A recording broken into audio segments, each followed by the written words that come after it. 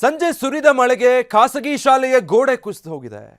ಬನ್ನೇರುಘಟ್ಟ ಬಳಿಯ ಬಿಲ್ವಾರದಳ್ಳಿ ಗ್ರಾಮದಲ್ಲಿ ನಡೆದಿದೆ ಘಟನೆ. ಬೆಂಗಳೂರು ನಗರ ಜಿಲ್ಲೆ ಆನೇಕಲ್ ತಾಲೂಕಿನ ಬನ್ನೇರುಘಟ್ಟ ಸಮೀಪ ಇವತ್ತು ಸಂಜೆ ಭಾರಿ ಮಳೆ ಆಯಿತು. ಈ ಭಾಗದಲ್ಲಿ ನ್ಯೂ ವಿನ್ನರ್ ಶಾಲೆಯ ಗೋಡೆ ಕುಸಿತ ಆಗಿದೆ.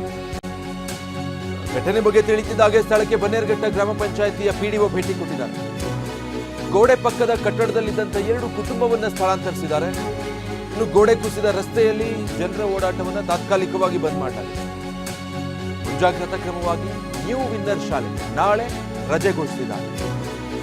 ಪಂಚಾಯತ್ ರಾಜ್ ಇಲಾಖೆ ಇಂಜಿನಿಯರ್ ತಪಾಸಣೆ ಮಾಡೋದಕ್ಕೆ ಮುಂದಾಗಿದ್ದಾರೆ. ಸಮಸ್ಯೆ ಇಲ್ಲ ಅಂತ ವರದಿ ನೀಡಿದ ಬಳಿಕ ಶಾಲೆ ಆರಂಭಿಸೋದು. ಮತ್ತೆ ಅನಾಹುತ ಮಾಡ್ಲಿಕ್ಕೆ ಆಗಲ್ಲ, ಯಾಕಂದ್ರೆ ಮಕ್ಕಳು ಓದುವಂತ ಶಾಲೆ.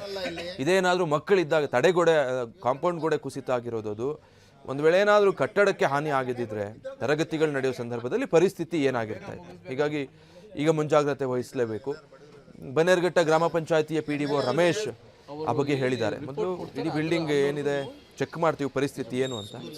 ಅದಾದ್ಮೇಲೆ ಮತ್ತೆ ಇಲ್ಲಿ ಶಾಲೆ ತರಗತಿಗಳನ್ನು ಆರಂಭಿಸಬಹುದಾ ಅನ್ನೋದಕ್ಕೆ ಸಂಬಂಧಪಟ್ಟ ಹಾಗೆ ಒಂದು ವರದಿ ಬರಬೇಕು. ವರದಿ ಬಂದ ಮೇಲೆ ಅದನ್ನ ಮುಂದುವರಿತೀವಿ. ನಾಳೆ ಸದ್ಯಕ್ಕೆ ಶಾಲೆಗೆ ರಜಾ ಅನ್ನೋದು ಹೇಳಿದ್ದಾರೆ. ಸ್ಥಳದಲ್ಲಿ ಹೇಗಾಗಿದೆ ಆ ಗೋಡೆ ಕುಸಿತದಿಂದ ಅಂತ ದೃಶ್ಯ ನೋಡ್ಬೋದು.